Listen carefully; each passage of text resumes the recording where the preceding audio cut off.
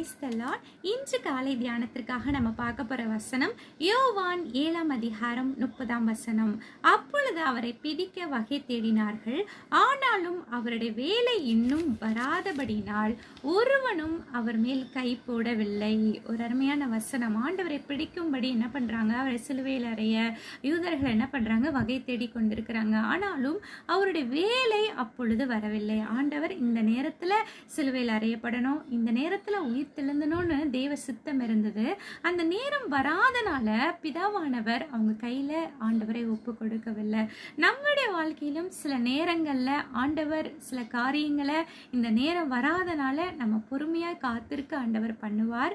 அந்த காரியம் அந்த நேரம் வந்த போது கண்டிப்பா ஆண்டவர் அந்த காரியத்தை வாய்க்க பண்ணுவார்.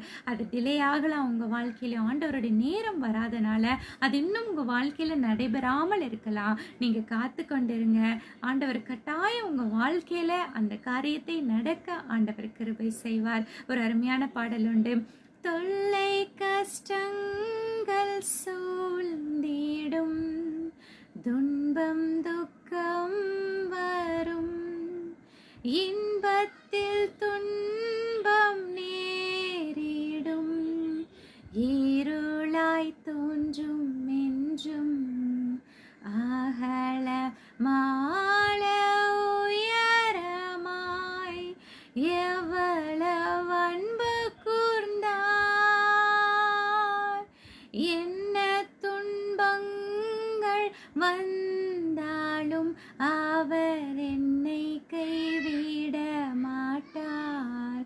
உங்க வாழ்க்கையில ஆண்டவர் கைவிட மாட்டார். ஒரு நிமிடம் கண்களை மூடி ஜெபிப்போமா. ஆண்டவரே, என்னோட வேலை இன்னும் வரவில்லை, நீங்க அவங்கள பார்த்து சொல்றீங்க, பொறுமையோடு காத்திருக்க உடைய வேலையை அவங்க வாழ்க்கையில நடைபெற அப்பா நீங்க கிருபை செய்ய போறதற்காக நன்றி அப்பா.